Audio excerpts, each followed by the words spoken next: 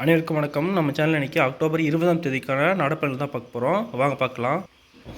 26 லட்சம் அகல் விளக்கு தீபங்கள், ஆரத்தி வழிபாடு. அயோத்தியில் 2 கின்னஸ் சாதனைகள் என்னென்னா, உத்தரப்பிரதேச மாநிலம் அயோத்தியில் தான் ராமர் கோயில் இருக்கீங்களா, அங்கே தான் சொல்லியிருக்காங்க. புண்ணியத்தலமான அயோத்தியில் உத்தரப்பிரதேச அரசு சார்பில் கடந்த 2017ஆம் ஆண்டிலிருந்து தீபோற்சவ விழா கொண்டாடப்பட்டு வருகிறது. நடப்பாண்டு தீபோற்சவ விழாவிலிருந்து சரை நதியின் 56 படித்துறையில் பல்வேறு வடிவங்களில் 26.17 லட்சம் அகல்விளக்கு தீபங்கள் ஏற்றப்பட்டன. 33,000க்கும் மேற்பட்ட தன்வாளர்கள் இப்பணியில் கலந்துக்கிட்டாங்க. இதுதான் பெரிய கின்னஸாக சொல்லியிருக்காங்க. அடுத்ததாக, உலகின் ஆன்மீக தலைநகர் இந்நிகழ்ச்சியில் பேசிய முதல்வர் யோகி ஆதித்யநாத், முன்பு துப்பாக்கி குண்டுகள் பிரயோகிக்கப்பட்ட அயோத்தியில் இப்போது தீபங்கள் ஜொலிக்கின்றன. ஸ்ரீ ராம ஜென்ம பூமி இயக்கம் நடைபெற்ற போது கடவுள் ராமரை கற்பனை கதாபாத்திரம் என்று காங்கிரஸ் குறிப்பிட்டது. உலகின் ஆன்மீக தலைநகராக உருவெடுத்திருக்கு அயோத்தி.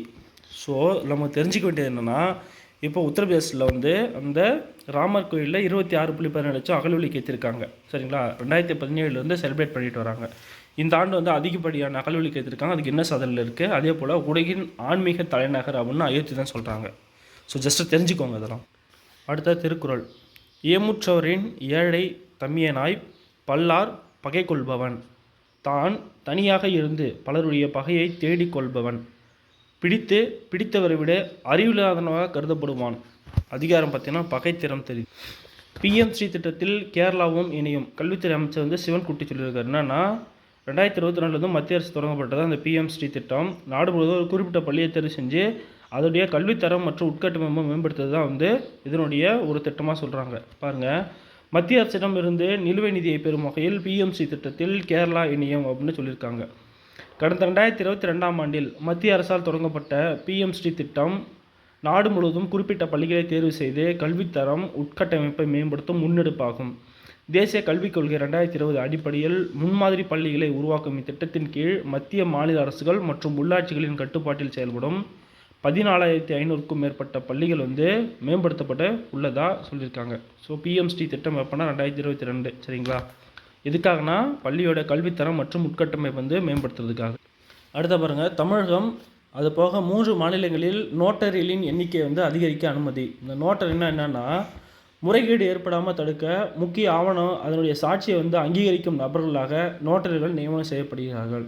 அதாவது ஒரு முக்கியமான டாக்குமெண்ட்டு அது நோட்டரி சைன் தான் வேணும், முறைகேடு எது ஏற்படக்கூடாது, வீடு பத்திரம் பட்டா நம்ம படிப்பு சான்று இல்லை நம்ம ஏதோ ஒரு வேலைக்கு போகிறோம் அப்படின்னா எல்லாத்துலேயும் பார்த்தீங்கன்னா அந்த நோட்டரியோட சிக்னேச்சர் போய் வாங்கிட்டு வர சொல்லுவாங்க. அது கம்பல்சரி. ஸோ அந்த மாதிரி எதுவும் ஃப்ராட் நடந்துடக்கூடாதுன்றதுக்காக இந்த நோட்டரி நியமனம் செய்யப்படுறாங்க. ஸோ அதுதான் அந்த நோட்டரி எண்ணிக்கை அதிகரிக்க அனுமதி கொடுத்துருக்காங்க. என்னென்னா, தமிழகம், குஜராத், ராஜஸ்தான், நாகாலாந்து ஆகிய 4 மாநிலங்களில் நோட்டரிகளின் எண்ணிக்கையை அதிகரிக்க மத்திய சட்ட அமைச்சகம் அனுமதி அளித்துள்ளது. இதற்காக 1956 நோட்டரி சட்டத்தில் மத்திய சட்ட அமைச்சகம் கடந்த அக்டோபர் 17ஆம் தேதி திருத்தம் கொண்டு வந்துள்ளது.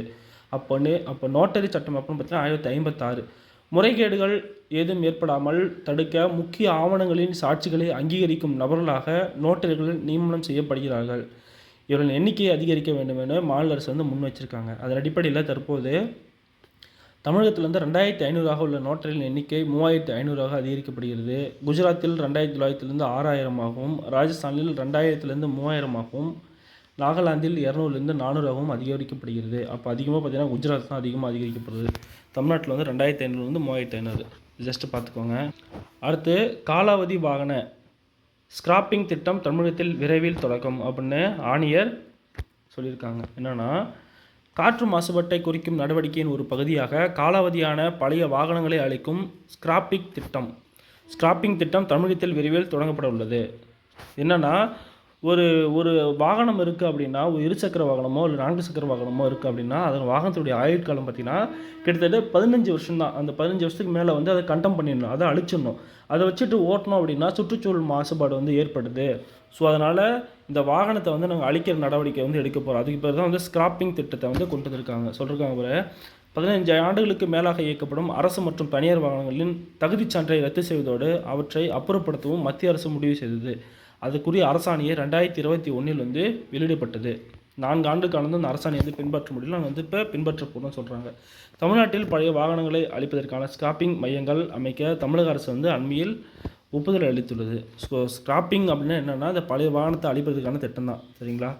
அப்போ எக்ஸ்பீரியான வாகனம், எக்ஸ்பீரினா 15 வருஷத்தை கடந்து எந்தெந்த வாகனம் இருக்கோ அந்த வாகனத்தெல்லாம் அழிக்க போகிறாங்க. அதோடைய அந்த புக்கோடைய லைசன்ஸ் இருக்குல்ல, லைசன்ஸ் ஆர்சி புக்கெலாம் இருக்குல்ல, அதை வந்து ரத்து செய்ய போகிறாங்க. ஜஸ்ட்டு தெரிஞ்சு. அடுத்து தெலுங்கானா வந்து புதுசாக ஒரு நாள் ஒரு புதுசான ஒரு மசோதா வந்து அறிமுகப்படுத்துகிறாங்க. எம்எல்ஏ தேர்தலில் வயது வரம்பை 21ஆக குறைக்க பேரவையில் விரைவில் தீர்மானம். தெலுங்கானா முதல்வர் ரேவந்த் ரெட்டி. சட்டப்பேரவைத் தேர்தலில் போட்டியிடுவதற்கான குறைந்தபட்ச வயது வரம்பை 25லிருந்து 21ஆக குறைப்பதற்கான அரசமைப்பு சட்டத்திருத்தம் மேற்கொள்ள மத்திய அரசு வந்து வலியுறுத்துகிறாங்க தெலுங்கானா. முன்னாள் பிரதமர் ராஜீவ்காந்தி கடந்த 1990 அக்டோபர் 19 ஹைதராபாத்தில் உள்ள வரலாற்று சிறப்புமிக்க சார்மினாரில் இருந்து மத நல்லிணக்க யாத்திரையை தொடங்கிய நினைவு கூறும் நிகழ்ச்சி வந்து ஞாயிற்றுக்கிழமை நடைபெற்றுச்சு. அப்போது உலக நல்லிணக்க தினம் வந்து அக்டோபர் 19 வந்து தொடங்கியிருக்காரு. யார்? முன்னாள் பிரதமர் ராஜீவ்காந்தி 1990. சரிங்களா? தேர்தலில் வாக்களிக்க குறைந்தபட்ச வயது வரம்பை 21லிருந்து 18ஆக ராஜீவ்காந்தி தான் குறைச்சிருப்பார். சரிங்களா? எப்போனா 1988, 89 நடைமுறைப்படுத்தியிருப்பாங்க. இது நாட்டின் நாடாளுமன்ற ஜனநாயக உணர்வுகளுக்கு மேலும் வலுச்சேர்த்தது. 21 வயதில் IAS IPS அதிகாரிகளாக பதவியேற்பவர்கள் மாவட்டங்களில் வெற்றிகரமாக பணியாற்றும் போது 21 வயது பூர்த்தியானவர் ஏன் எம்எல்ஏ ஆக முடியாது அப்படின்னு கேள்வி கேட்டிருக்காங்க. நாட்டை நிர்வகிக்க இளைஞர்களுக்கு வாய்ப்பளிக்கப்பட வேண்டும். நாட்டின் தீவிர அரசியலில் இளைஞர்கள் முக்கிய பங்கு வகிப்பதே காலத்தின் கட்டாயம் அப்படின்னு சொல்லியிருக்காப்புல. சரிங்களா? ஆனால் நம்ம உள்ளாட்சி தேர்தலில் பார்த்திங்கன்னா தலைவருக்கு பிரசிடெண்ட்டுக்கு வந்து போட்டிடுறாங்க அப்படின்னா அவருடைய வயசு வந்து பார்த்திங்கன்னா குறைந்தபட்ச வயசு 21 தான். அதே போல் IAS IPSக்கு குறைந்தபட்ச வயது வந்து 21 தான். ஆனால் MP MLA ஆகணும்னா மட்டும் வயசு வந்து 25. ஸோ அதை தான் வந்து இப்போ குறைக்கிறதுக்கு தீர்மானம் கேட்குறாங்க. உங்களுக்கு ஒரு கேள்வி, வாக்களிக்கும் வயது 21லிருந்து 18ஆக குறைக்கிறதுக்கு எந்த கமிட்டி வந்து ஒப்புதல் கொடுத்துச்சு? கமெண்ட் செக்ஷனில் கமெண்ட் பண்ணுங்கள். அடுத்தா, தேர்தல் நாளில் ஊதியத்துடன் விடுமுறை தவறினால் அபராதம். என்னென்னா, சட்டப்பேரவை தேர்தல் நடைபெற உள்ள பீகார் மாநிலத்தில் வந்து சொல்லியிருக்காங்க. மக்கள் பிரதிநிதித்துவ சட்டம் 1951 பிரிவு 135B படி எந்த ஒரு வர்த்தக தொழில் நிறுவனங்கள் உட்பட பிற நிறுவனத்தில் வந்து பணிபுரியும் ஊழியர்கள் தேர்தலில் வாக்களிக்க வசதியாக தேர்தல் நாளன்று அவர்களுக்கு ஊதியத்துடன் கூடிய விடுமுறை வந்து அளிக்கணும். ஒரு சில கம்பெனியில் பார்த்தீங்கன்னா, போங்க நீங்கள் ஓட்டு போட போகாதையும் போங்க, எனக்கு வந்து பிரச்சனை கிடையாது, நீங்கள் வேலை செஞ்சாகணும், நீ லீவ் போட்டிங்கன்னா அன்றைக்கி சம்பளத்தை பிடிச்சிரும் அப்படின்னு சொல்லுவாங்க. அதுக்காக என்ன சொல்லியிருக்காங்கன்னா, மக்கள் பிரதிநிதி சட்டம் 135B படி நீங்கள் வந்து ஓட்டு போடுற அன்றைக்கி உங்களுக்கு சம்பளத்துடன் கூடிய விடுமுறை வந்து கொடுக்கணும். அதுக்காக தான் சட்டத்தை நிறைவேற்றுறோம் அப்படின்னு சொல்லியிருக்காங்க. ஸோ இதெல்லாம் நல்ல ஒரு ஸ்கீம் தான். அடுத்த, கப்பல்களுக்கு 200 மெகாவாட் அணு உலைகளை இந்தியா தயாரிக்கிறது. கப்பலை இயக்க தேவைப்படும் மின்சாரத்தை உருவாக்கும் 200 மெகாவாட் திறன் கொண்ட அணு உலைகள் தயாரிக்கும் பணியில் இந்தியா ஈடுபட்டு வருகிறது. அணுக்கரு பிளவு மூலம் ஏற்படும் வெப்பத்தை பயன்படுத்தி மின் உற்பத்தி செய்யும் வகையில் அணு உலைகள் உருவாக்கப்படுகின்றன. இதை எங்கு வேண்டுமானாலும் நிறுவலாம், குறிப்பாக கப்பல்களிலும் பயன்படுத்தி கொள்ளலாம். இப்போ ஆட்டம் வந்து வெடிக்க செஞ்சு அதுலேருந்து எனர்ஜி வருது இல்லைங்களா, அதை வச்சு எது வேணாலும் பண்ணலாம்னு சொல்கிறாங்க. பாபா அணு ஆராய்ச்சி மையத்தில் 55,200 மெகாவாட் உற்பத்தி திறன் கொண்ட 2 உலைகளை தயாரிக்கும் பணியில் விஞ்ஞானிகள் தீவிரமாக ஈடுபட்டு வருகின்றனர். இந்த பாபா அணு ஆராய்ச்சி மையம் எந்த ஆண்டு தொடங்கப்பட்டது? உங்களுக்கான கேள்வி கமெண்ட் செக்ஷனில் கமெண்ட் பண்ணுங்கள். இவை அதிகப்படியான மின் தேவை உற்பத்தி, சிமெண்ட் உற்பத்தி நிறுவனங்களில் வந்து பயன்படுத்தப்படுகின்றன. இந்த அணு உலைகள் மிகவும் பாதுகாப்பானவை. அவற்றை கடற்படை கப்பல்களிலும் பயன்படுத்தி கொள்ளலாம். உள்நாட்டிலேயே தயாரிக்கப்பட்ட INS ஹரியாட் ஆகிய 2 நீர்மூழ்கி கப்பல்கள் 83 மெகாவாட் அணு உலைகள் மூலம் இயக்கப்பட்டு வருகின்றன. அப்போது உள்நாட்டிலேயே தயாரிக்கப்பட்ட INS அரியண்ட்டும் INS ஹரியாட்டும் 2 நீர்மூழ்கி கப்பலும் 83 மெகாவாட் அணு உலையில் வந்து இயக்கப்பட்டு வருகிறது. 3வது நீர்மூழ்கி கப்பலான INS ஹரிதமன் தற்போது சோதனை கட்டத்தில் உள்ளது. சிவில் அணுமின் சக்தி உற்பத்தியில் தனியாரையும் ஈடுபடுத்தும் வகையில் சட்டத்திருத்தம் கொண்டுவரப்படும் என்று மத்திய அரசு அறிவித்துள்ளது. தற்போது 8.8 ஜிகாவாட்டாக உள்ள அணுமின் சக்தி திறனை 2047ஆம் ஆண்டுக்குள் 100 ஜிகாவாட்டாக அதிகரிக்கும் இலக்கை வந்து பிரதமர் மோடி வந்து நிர்ணயிச்சிருக்காரு. அப்போ தற்போது வந்து பார்த்திங்கன்னா எத்தனை அணுமின் சக்தியில் நம்ம வந்து உற்பத்தி செய்கிறோன்னா 8.8 ஜிகாவாட் தான் வந்து அணுமின் சக்தி திறனை வந்து நம்ம வச்சுருக்கோம். 2047க்குள்ளே இது வந்து 100 மெகாவாட்டாக வந்து இருக்கணும் அப்படின்னு பிரதமர் வந்து டார்கெட் வச்சுருக்காப்புல. ஸோ பார்த்துக்கோங்க. அடுத்தா பார்த்தீங்கன்னா, மாற்றுத்திறன் சான்று சரிபார்ப்பு நடைமுறை மத்திய அரசு திருத்த அமைத்து வெளியீடு. என்னென்னா, அந்த மாற்று சான்றிதழை வந்து நிறையா பேர் வந்து ஃபோர்ஜரி பண்ணுறாங்க. ஸோ அதை வந்து கரெக்டாக வந்து ஆய்வு செய்யணும் அப்படின்றதுக்காக மத்திய அரசு திருத்தம் கொண்டு வந்திருக்காங்க. அரசு பணியிற்கான நபர் தேர்வு மற்றும் கல்வி நிறுவன சேர்க்கைக்கு பயன்படுத்தப்படும் மாற்றுச் சான்றிதழ்களை சரிபார்க்கும் திருத்தப்பட்ட நிலையான வழிகாட்டு நடைமுறைகள் வந்து மத்திய அரசு வெளியிட்டுள்ளது. என்னன்னா மாற்றுச் சான்றிதழ் யாருக்கு கொடுக்கணும்னா 40% மேலே யாருக்கு டிசபிலிட்டிஸ் இருக்கோ அவங்க தான் வந்து கொடுக்கணும். மாற்றுத்திறனாளிகள் உரிமை சட்டம் 2016 படி அரசு பணிகளில் மாற்றுத்திறனாளிகளுக்கு 4% வந்து இடஒதுக்கீடு கொடுக்குறாங்க. இது தெரிஞ்சுக்கணும் நீங்கள். உயர்கல்வி நிறுவனங்களில் 5% இடஒதுக்கீடு ஆகியவற்றின் பலன்களும் குறைந்தபட்சம் 40% மாற்றுத்திறன் கொண்டவர்களுக்கு மட்டுமே கிடைப்பதை உறுதி செய்யும் நோக்கில் இந்த திருத்தச் சட்டம் வந்து வெளியிடப்பட்டுள்ளது. அப்போது அரசு பணியில் பார்த்தீங்கன்னா 4%, உயர்கல்வி சேர்க்கைக்கு 5% வந்து ரிசர்வேஷன் கொடுக்குறாங்க இந்த மாற்றுத்திறனாளிகளுக்கு. இதன்படி தனித்துவ மாற்றுத்திறன் அடையாள UTID சொல்லுவாங்க, உங்களுக்கு ஐடி ஒன்று கொடுத்துருப்பாங்க. தேசிய வலைதளம் மூலம் ஒவ்வொரு சான்றிதழ் மற்றும் UTIDயின் உண்மைத்தன்மையை வந்து சரிபார்த்துக்கணும் நம்ம உறுதிப்படுத்தி சம்பந்தப்பட்ட அதிகாரிகளுக்கு உத்தரவிடப்பட்டுள்ளது. அத்துடன் ஏற்கனவே ரத்து செய்யப்பட்ட மாற்றுத்திறனாளிகள் சட்டத்தின் 1995 கீழ் வழங்கப்பட்ட எழுத்துப்பூர்வ மாற்றுத்திறன் சான்றிதழ் எண்மயமாக்கப்படுவதை சம்பந்தப்பட்ட அமைப்புகள் வந்து உறுதி செய்யப்பட வேண்டும். அப்போது மாற்றுத்திறனாளிகள் சட்டம் வந்து 1995 ஒன்று கொண்டு வந்திருக்காங்க. அதன்படி கொடுத்த அந்த சர்டிஃபிகேட்லாம் வந்து செல்லாது, இதுக்கப்புறம் நாங்கள் புதுசாக நீங்கள் வாங்கியிருக்கணும் ஐடி அப்படின்னு சொல்லி இந்த திருத்தத்தை வந்து முன்மொழிஞ்சிருக்காங்க. அடுத்ததாக இந்த மதிப்பீட்டுக்காக மாற்றுத்திறனாளிகள் தொலைதூரம் செல்வதை தவிர்க்க நாடு முழுவதும் போதிய மருத்துவமனைகளை இந்த பணியில் ஈடுபடுத்த வேண்டும் அப்படின்னு மத்திய சமூக நீதி மற்றும் அதிகாரமளித்தல் துறை அமைச்சகம் வந்து அறிவுறுத்திருக்காங்க. சரிங்களா? ஸோ 40% மேலே டிசபிலிட்டிஸ் இருக்கணும். கவர்மெண்ட்டு எக்ஸாமு அந்த மாதிரி காம்படிட்டிவ் எக்ஸாம் பார்த்தீங்கன்னா 4% ரிசர்வேஷனு, ஹையர் எஜுகேஷன் படிக்கலாம்னா 5% ரிசர்வேஷனு. ஏற்கனவே கொண்டு வரப்பட்ட மாற்றுத்திறனாளி சட்டம் 1995 கீழ் வழங்கப்பட்டது வந்து பார்த்திங்கன்னா எண்மயமாக்கப்பட்டிருக்கான்னு பார்த்துக்கணும். புதுசாக வந்து 2016 படி வந்து அவங்களுக்கு வந்து இந்த UTID ஆப் மூலிமா அவங்க புதுசாக டிஜிட்டல் கார்டை வந்து பெற்றிருக்கணும். அடுத்த 3ஆம் பாலினத்திற்கான சமவாய்ப்பு கொள்கை மத்திய அரசு வகுக்க உச்சநீதிமன்றம் உத்தரவு.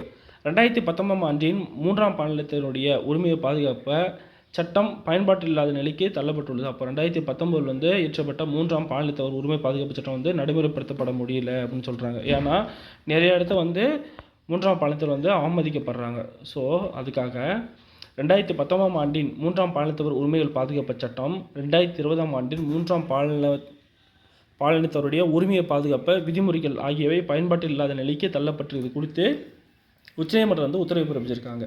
அப்போ சட்டம் 2019, விதிகள் பார்த்தீங்கன்னா 2020. மேலும் அரசமைப்பு சட்டத்தினுடைய 142வது பிரிவு உச்சநீதிமன்றத்துக்கு அளித்துள்ள பிரத்யேக அதிகாரத்தை பயன்படுத்தி ஒவ்வொரு மாநிலமும் யூனியன் பிரதேசத்தில் 3ஆம் பாலினத்திற்கு நலவாரியம் அமைக்கப்பட வேண்டும். மாவட்ட ஆட்சியர் பொறுப்பில் ஒவ்வொரு மாவட்டத்திலும் 3ஆம் பாலினத்தவர் பாதுகாப்பு பிரிவு ஏற்படுத்தப்பட வேண்டும். அப்போது ஆர்டிகல் 142 படி ஒவ்வொரு மாநிலத்திலையும் 3ஆம் பாலினத்திற்குரிய வாரியம் வந்து ஏற்படுத்தணும். அதே போல் ஒவ்வொரு டிஸ்ட்ரிக்ட்லேயும் வந்து 3ஆம் பாலினத்திற்காக பாதுகாப்பு பிரிவு வந்து ஏற்படுத்தணும்னு சொல்லியிருக்காங்க. 2019-2020 ஆண்டுகளில் சட்டம் மற்றும் விதிமுறைகள் மீறலை கையாள நாடு தழுவிய அளவில் கட்டணமில்லா தொலைபேசி எண் உருவாக்கப்பட வேண்டும். அதே போல் ஹெல்ப்லைன் நம்பர் வந்து ஃப்ரீயாக அவங்களுக்கு வந்து கொடுக்கணும் அப்படின்னு சொல்லியிருக்காங்க. அந்த சட்டம் மற்றும் விதிமுறைகளுக்கு ஏற்ப அனைத்து மாநிலம் மற்றும் யூனியன் பிரதேசங்களில் ஒவ்வொரு நிறுவனத்திலும் 3ஆம் பாலினத்தவர் புகார் அளிக்க அதிகாரியை நியமிக்க வேண்டும். அப்போது அவங்களுக்காக 3ஆம் பாலினத்தில் வந்து அவங்களுடைய புகாரை கொடுக்கறதுக்காக ஒரு மாநிலத்திலையும் அவங்களுக்காக பிரத்யேக அதிகாரியை வந்து நியமிக்கணும் அப்படின்னு சொல்கிறாங்க. அடுத்தது 3ஆம் பாலினத்தவர் உரிமையை பாதுகாக்க சமவாய்ப்பு கொண்ட கொள்கையை வகுப்பது தொடர்பாக டெல்லி உயர்நீதிமன்ற ஓய்வு பெற்ற நீதிபதி ஆஷா மேனன் தலைமையில் குழு அமைத்து நீதிபதிகள் உத்தரவிட்டிருக்காங்க. அப்போ 3ஆம் பாலினத்தினுடைய உரிமையை வந்து கரெக்டாக நிலைநாட்டப்படுதா, அது பாதுகாக்கப்படுதா அப்படின்றதுக்காக ஓய்வு பெற்ற டெல்லி உயர்நீதிமன்ற நீதிபதி ஆஷா மேனன் தலைமையில் வந்து கமிட்டி அமைச்சிருக்காங்க. ஸோ அவங்களுக்கு சட்டம் 19 விதி வந்து பார்த்தீங்கன்னா 2020 ஆர்டிகல் 142 படி பார்த்திங்கன்னா அவங்களுக்குன்னு வாரியம் அமைச்சிருக்கணும். அதே போல் டிஸ்ட்ரிக்ட் வந்து பாதுகாப்பு பிரிவு ஒன்று அமைச்சிருக்கணும். சரிங்களா? அதுக்காக அது போக ஹெல்ப்லைன் நம்பர் ஒன்று கொடுத்துருக்கணும். ஸோ இதெல்லாம் அவங்களுக்கு வந்து இருக்கணும். ஸோ இதெல்லாம் முக்கியமானதை பார்த்துக்கோங்க. அடுத்தது ஜப்பான் ஓப்பன் டென்னிஸ் போட்டி மகளிர் ஒற்றையர் பிரிவில் கனடாவின் நெய்லா பெர்னாண்டஸ் சாம்பியன் பட்டம் வென்றிருக்காரு. இது வந்து பார்த்திங்கன்னா அவருடைய 5வது பட்டம். சரிங்களா? ஜப்பான் ஓப்பன் டென்னிஸில் கனடாவுடைய லெய்லா பெர்னாண்டஸ் வந்து வின் பண்ணியிருக்காங்க 5வது. ஸோ இன்றைய தினத்துக்கான தினமணி நியூஸ் பேப்பர் இந்த கன்னடாவில் தான் நம்ம அடுத்த ஹிந்தி தமிழுக்கு போவோம். அடுத்தது தமிழகத்தில் புதிதாக 26 இடங்களில் தோழி விடுதிகள். இந்த தோழி விடுதிகள் வந்து எப்போ ஸ்டார்ட் பண்ணியிருப்பாங்கன்னா 2023 ஸ்டார்ட் பண்ணியிருப்பாங்க. பணிபுரியும் பெண்களுக்காக அவங்க வந்து ஹாஸ்டல் எடுத்து தங்க முடியாதில்ல, ரொம்ப ரேட் அதிகமாக இருக்கும்ல. ஸோ அதனால் கவர்மெண்ட்டே வந்து தோழி விடுதிகள் அப்படின்னு ஒரு தங்குமிடத்தை வந்து ஏற்பாடு செஞ்சு கொடுத்துருக்காங்க. தமிழகத்தில் 26 இடங்களில் மகளிருக்கான தோழி தங்கும் விடுதிகள் அமைக்கப்பட்டு வருவதாக சமூக நலன் மற்றும் மகளிர் உரிமைத்துறை அமைச்சர் கீதா ஜீவன் வந்து தெரிவிச்சிருக்காங்க. இதுக்கு முன்னாடி புதுமை பெண்ணில் வந்து 5,29,000 பேர் வந்து பயனடைஞ்சிருக்காங்க. தமிழ் புதல்வன் திட்டத்தில் வந்து 3,92,000 பேர் பயனடைஞ்சிருக்காங்க. அடுத்து ஊட்டச்சத்து உறுதி திட்டத்தின் கீழ் வந்து 75,000 பேர் வந்து பயனடைஞ்சிருக்காங்க. அது போக இது பாருங்கள், தமிழகத்தில் மகளிருக்கான 6 புதிய தோழி தங்கும் விடுதிகள் அமைக்கப்பட்டுள்ளது. தூத்துக்குடி, திருநெல்வேலி உட்பட 10 இடங்களில் வந்து தங்கும் விடுதிகள் சீரமைக்கப்பட்டு செயல்படுத்தப்பட்டு வருகிறது. இது தவிர ஆதிதிராவிட நலத்துறையிலிருந்து பெறப்பட்ட 3 மகளிர் தங்கும் விடுதிகளும் சீரமைக்கப்பட்டு செயல்படுத்தப்படுகின்றன. தற்போது மொத்தம் 19 விடுதிகள் செயல்பட்டு வரும் நிலையில் புதிதாக 26 தோழி தங்கும் விடுதிகள் வந்து கட்டும் பணி வந்து தீவிரமாக நடைபெற்றுவதாக சொல்கிறாங்க. அப்போ தோழி தங்கும் விடுதிகள் வந்து எப்போ ஸ்டார்ட் பண்ணாங்க? 2023. சரிங்களா? ஆல்ரெடி 19 இடத்து இருக்குது. இப்போ புதுசாக 26 இடத்த ஸ்டார்ட் பண்ண போகிறாங்க. அடுத்த, இந்தியாவில் டெல்லி, சென்னை ஆகிய 2 நகரங்களில் மட்டும் தேசிய முதியோர் நல மருத்துவமனைகள் இயங்கி வருகின்றன. அப்போ இந்தியாவிலேயே தேசிய முதியோர் நல மருத்துவமனை இயங்கி வரும் 2 மாநகரம் பார்த்தீங்கன்னா, ஒன்று டெல்லி, இன்னொன்று வந்து சென்னை. சரிங்களா? கடந்த 2024 பிப்ரவரி 25 சென்னை கிண்டியில் தேசிய முதியோர் நல மருத்துவமனையை பிரதமர் நரேந்திர மோடி திறந்து வைத்தார். அதே டெல்லியில் இருக்க தேசிய முதியோர் நல மருத்துவமனைன்னு பார்த்தீங்கன்னா 2016 ஓப்பன் பண்ணியிருப்பாங்க. இது முக்கியமானதை பார்த்துக்கோங்க. அடுத்த, நுங்கம்பாக்கத்தில் டிபிஐ வளாகம் உள்ளது. தற்பொழுது பேராசிரியர் அன்பழகன் கல்வி வளாகமாக இதில் பள்ளி கல்வித்துறை தலைமை அலுவலகங்கள் இயங்கி வருகின்றன. 208 ஆண்டு பழமை வாய்ந்த சென்னை இலக்கிய சங்கமும் இங்கு தான் உள்ளது. அப்போ டிபிஐனா டைரக்ட் பப்ளிக் ஆஃப் இன்ஸ்ட்ரக்ட் அப்படின்னு வரும். சரிங்களா? அந்த பள்ளிக்கல்வித்துறை முழுசாக வந்து இங்கே தான் இயங்குது. பள்ளிக்கல்வித்துறைய தலைமையகமே இங்கே தான் இருக்குது. சரிங்களா? ஜஸ்ட் தெரிஞ்சு. அடுத்த, சீன பயணி யுவாங் சுவாங் கிபி 7ஆம் நூற்றாண்டில் காஞ்சிபுரம் பகுதிக்கு வந்தார். அவர் தன் குறிப்பில் காஞ்சிபுரம் மக்கள் பக்தி, வீரம், நீதி, கல்வி ஆகியவற்றின் மீது மிகுந்து பற்று கொண்டிருந்ததாகவும் புத்தர் காஞ்சிபுரத்துக்கு வந்து சென்றது குறித்தும் கூறியுள்ளார். அப்போ அந்த இடத்த பக்தி, வீரம்லாம் இருந்துச்சாகவும் புத்தர் வந்து காஞ்சிபுரத்துக்கு வந்ததாகவும் சொல்லியிருக்காரு சீன பயணி யுவாங். அதே போல் நம்ம ஸ்கூல் புக்கில் பார்த்தீங்கன்னா, இவர் வந்து அவருடைய உயர்கல்வியை படிக்கிறதுக்கு நாலந்தா பல்கலைக்கழகத்திலிருந்து காஞ்சிபுரத்துக்கு வந்து வருகை தந்ததாக சொல்லியிருப்பாங்க. அதே போல் உலகில் உள்ள 7 புனிதத்தலங்களுள் காஞ்சிபுரமும் ஒன்று அப்படின்னு நம்ம சீன பயணி யுவாங் சுவாங் வந்து தெரிவிச்சிருப்பார்.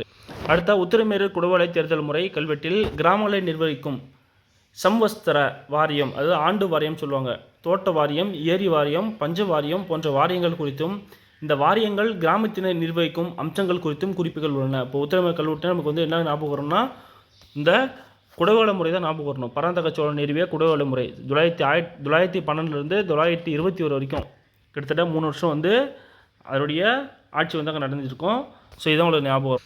அடுத்து 2018 தமிழ்நாடு அரசு வந்து தீபாவளி செலிப்ரேட் பண்ணுறதுக்கு அந்த வெடி வெடிக்கிறது வந்து குறிப்பிட்ட கால அவகாசம் தான் வகுத்துருப்பாங்க. கால டைம்னா 6 to 7, ஈவினிங் டைம்னா வந்து 7 to 8 மட்டும்தான் வந்து வெடி வெடிக்கணும் நீங்கள் அப்படின்னு சொல்லியிருப்பாங்க. ஸோ அதை பார்த்து எப்பொழுதுனா 2018. அடுத்த, சென்னை தெற்கு ரயில்வே தலைமையக கட்டிடம் என் கிரேசன் என்பவரால் வடிவமைக்கப்பட்டது. டி சாமிநாத பிள்ளையால் கட்டப்பட்டது. இதை 1922 டிசம்பர் 11 அப்போதைய Madras governor Freeman Thomas Wellington மனைவியால் திறக்கப்பட்டது. அப்போது சென்னையுடைய தெற்கு ரயில்வே தலைமையக கட்டிடம் என் கிரேசன் என்பவரால் வடிவமைக்கப்பட்டது. சாமிநாதன் என்பவரால் கட்டப்பட்டது. 1922 டிசம்பர் 11 அப்போதைய Madras governor Freeman Thomas Wellington மனைவியால் வந்து, அவங்க பேர் வந்து லேடி வெலிங்டன், அவங்களால வந்து திறக்கப்பட்டது. அடுத்த, மயிலாப்பூர் கபாலீஸ்வரர் கோயில் பல்லவர்களால் கிபி 7ஆம் நூற்றாண்டில் கடற்கரையோரம் கட்டப்பட்டது. தற்போது கோயில் 300 ஆண்டுகளுக்கு முன்பு மீண்டும் கட்டப்பட்டதாகும். அடுத்தது, 120 அடி கொண்ட இக்கோயிலின் ராஜகோபுரம் 1906 வந்து கட்டப்பட்டது. அப்போது கிபி 7ஆம் நூற்றாண்டிலேயே கபாலீஸ்வரர் கோயில் வந்து பல்லவர்கள் கட்டப்பட்டிருக்காங்க கடற்கரையோரம். தற்போதுள்ள கோயில் வந்து 300 ஆண்டுகளுக்கு முன்பு தான் வந்து மீண்டும் கட்டப்பட்டிருக்கு. இந்தியாவைப் போலவே கனடா நாட்டில் தீபாவளி பண்டிகை உற்சாகமாக கொண்டாடப்படுகிறது. அன்று கனடாவில் நாடு தழுவிய விடுமுறை வழங்கப்படுகிறது. இதேபோல் இலங்கை, மலேசியா, நேபாளம், சிங்கப்பூர், தாய்லாந்து உள்ளிட்ட நாடுகளிலும் கொண்டாடப்படுகிறது. ஃபஸ்ட்டு தெரிஞ்சுக்கோங்க. இப்போ அம்பேத்கர் ஒரு பொன்மொழி சொல்லியிருக்காப்புல, நமது சமுதாயம் தற்போதுள்ள தாழ்ந்த நிலைமைக்கு மதம் காரணம் அல்ல, மதத்தை முறையாக பின்பற்றாமல் போனதுதான் சமுதாயத்தின் வீழ்ச்சிக்கு காரணம் என்று நான் சொல்கிறேன். தன்னலமின்றி பழகுவர்களே உலகத்துக்கு தேவை அப்படின்னு சுவாமி விவேகானந்தர் வந்து சொல்லியிருக்காப்புல. ஜேம்ஸ் கார்டன் ஃபெர்னாண்ட் நவீன பத்திரிகையின் முறைகளை வடிவமைத்த ஸ்காட்லாந்தில் பிறந்த ஆசிரியர் ஆவார். அவர் 1819 அமெரிக்காவுக்கு குடிபெயர்ந்து புகழ்பெற்ற நியூயார்க் ஹெரால்ட் என்ற செய்தித்தாள் நிறுவனத்தை நிறுவினார். அப்போ நியூயார்க் ஹெரால்ட் அப்படின்ற செய்தித்தாள் நிறுவனத்தை யார் நிறுவினார்? James garden Bennett. ஒரு நல்ல மோட்டிவேஷனான ஒரு கோட் சொல்லியிருக்காங்க. யாருன்னா தியோடர் ரூஸ்வெல்ட். எங்கே இருக்கின்றீர்களோ அங்கிருந்தே எதை வைத்துள்ளீர்களோ அதை கொண்டே உங்களால் என்ன செய்ய முடியுமோ அதை செய்யுங்கள். தியோடர் ரூஸ்வெல்ட் வந்து சொல்லியிருக்காங்க. இவர் வந்து பார்த்தீங்கன்னா அமெரிக்காவுடைய முன்னாள் ஜனாதிபதி. அடுத்தா சுவாச நோய்களுக்கு மருந்து இந்தியாவில் கண்டுபிடிப்பு. மத்திய அறிவியல் மற்றும் தொழில்நுட்பத்துறை இணையமைச்சர் ஜிதேந்திர சிங் வந்து கூறியிருக்காரு. இந்தியாவில் முதல் முறையாக நபித்ரோமைசின் என்ற பெயரில் ஆன்டிபயோட்டிக் மருந்து கண்டுபிடிக்கப்பட்டுள்ளது. இது சுவாச நோய்களுக்கு எதிராக சிறப்பாக செயல்படுகிறது. குறிப்பாக புற்றுநோயாளிகள் மற்றும் கட்டுப்படுத்த முடியாத நீரிழிவு நோயாளிகளுக்கு மிகவும் பயனுள்ளதாக இருக்கிறது. மருந்து பேர் பார்த்தீங்கன்னா நபித்ரோமைசின். சரிங்களா? சுவாச நோய்க்கு, குறிப்பாக புற்றுநோய் மற்றும் அந்த நீரிழிவு நோயாளிக்கு வந்து சிறப்பாக கொடுக்குறாங்க. இந்தியா இதுவரை 10,000க்கும் மேற்பட்ட மனித ஜீனோம்களை வரிசைப்படுத்தியுள்ளது. இந்த கண்டுபிடிப்பு New England Journal of Medicine இதழில் வந்து வெளியிடப்பட்டிருக்குதா சொல்லியிருக்காங்க. அப்போது சுவாச நோய்க்கு வந்து புதுசாக கண்டுபிடிச்சிருக்க மருந்து பேர் வந்து நபித்ரோமைசின்.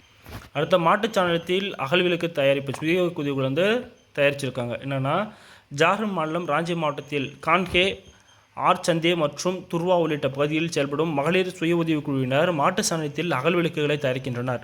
இந்த விளக்குகள் தலா 10 முதல் 15 வரை விற்பனையாகிறது. சுற்றுப்புறச் சூழலுக்கு வந்து கேடு விளைவிக்காத இந்த விளக்கு வந்து கிராமப்புற பெண்களுடைய வாழ்வாதாரமாக வந்து விளங்குதா சொல்கிறாங்க. அடுத்த டெல்லிக்கு இந்திரபிரஸ்தா அப்படின்ற பெயரை வைக்க கோரிக்கை. டெல்லி கலாச்சாரத்துறை அமைச்சர் கபில் மிஸ்ராவுக்கு விஸ்வ இந்து பரிஷத் டெல்லி செயலாளர் சுரேந்திரகுமார் வந்து எழுதியிருக்காரு.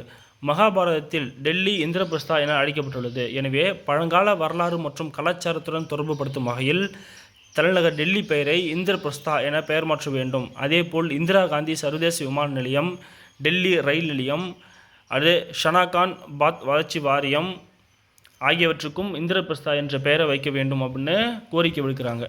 அப்போ டெல்லிக்கு வந்து எந்த பெயரை வைக்கிறதுக்கு பரிந்துரை பண்ணுறாங்கன்னா இந்திரபிரஸ்தா. அடுத்த செமிகண்டக்டர் சிப் உற்பத்தியில் தீவிர கவனம் செலுத்தும் இந்தியா. நம்ம முன்னாடி இதை பற்றி பார்த்தாலும் இப்போ முக்கியமான பாயிண்ட்ஸாக இருக்குது பார்ப்போம். இந்தியாவுக்கு தேவையான 19 பில்லியன் செமிகண்டக்டர் சிப்களில் சுமார் 95% இறக்குமதி செய்யப்பட்டு வருகிறது. இந்த இறக்குமதியின் மதிப்பு ஏறக்குறைய 1.71 லட்சம் கோடியாகும். ஸோ இப்படி இருக்கிற காலகட்டத்தில் ஏன் நமக்கு தேவையான சிப்பை வந்து நம்மளே தயாரிக்கக்கூடாது அப்படின்னு சொல்கிறாங்க. ஸோ செமிகண்டக்டர்களின் சிப்களின் முக்கியத்துவத்தை உணர்ந்த இந்திய அரசு கடந்த 2021ஆம் ஆண்டு செமிகண்டக்டர் மிஷன் என்ற புதிய திட்டத்தை வந்து அறிமுகம் செய்தது. அப்போது செமிகண்டக்டர் மிஷன் எப்போனா 2021.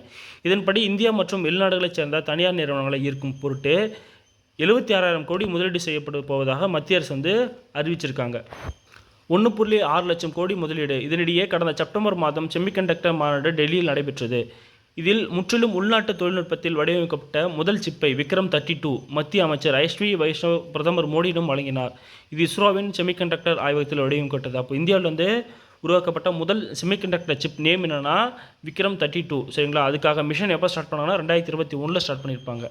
முன்னாடியே பார்த்து தான் 7 மீட்டர் 5 மீட்டர் நானோமீட்டர் கொண்ட சிப்பை வந்து உருவாக்கிட்டு வந்து நாம் வந்து இப்போ 2 நானோமீட்டர் சிப்பை வந்து உருவாக்குறதுக்கு வந்து முயற்சி செஞ்சுட்டு வரோம். செமிகண்டக்டர் தயாரிப்புக்கென புதிதாக உருவாகி இருக்கும் மையம் குஜராத்தில் இருக்கும் சனாத் ஆகும். இங்கு தான் 7,600 கோடி முதலீட்டில் முருகப்பா குழுமத்தின் சிஜி பவர் நிறுவனம் தனது பரிச்சு உற்பத்தியை தொடங்கி இருக்கிறது. அப்போது செமிகண்டக்டர் தயாரிப்புக்காக புதிதாக உருவாகி இருக்கும் மையம் பார்த்திங்கன்னா குஜராத்தில். ஸோ பார்க்க வேண்டியது என்னென்னா ஃபஸ்ட்டு 2021 மிஷன் ஸ்டார்ட் பண்ணியிருக்காங்க 76,000 கோடியில்.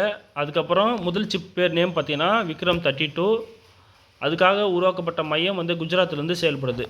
இப்போ வந்து 2 நானோமீட்டர் சிப் வந்து தயாரிக்கிற பணியில் வந்து இந்தியா ஈடுபட்டுருக்கு.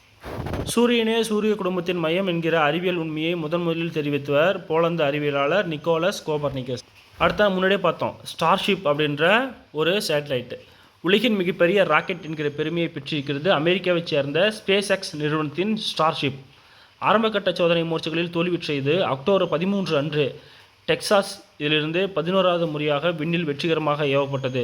திட்டமிட்டபடி 1 மணி நேரம் விண்ணில் பறந்த ஸ்டார்ஷிப் இந்திய பெருங்கடல் பின்னர் வந்து விழுந்தது. இதற்கு முன்னர் அமெரிக்காவால் ஏவப்பட்ட space shuttle, Falcon heavy space launch system, Saturn V, ரஷ்யாவின் N1 ஆகியவற்றை காட்டிலும் ஸ்டார்ஷிப் மிக பெரியது. 403 அடி உயரம் கொண்டது. 150 டன் வரை எடை தாங்க வல்லது. அப்போ உலகின் மிகப்பெரிய ராக்கெட் அப்படின்னா இந்த ஸ்டார்ஷிப் ராக்கெட் தான். அடுத்தா மீண்டும் நிலவுக்கு மனிதர்கள்.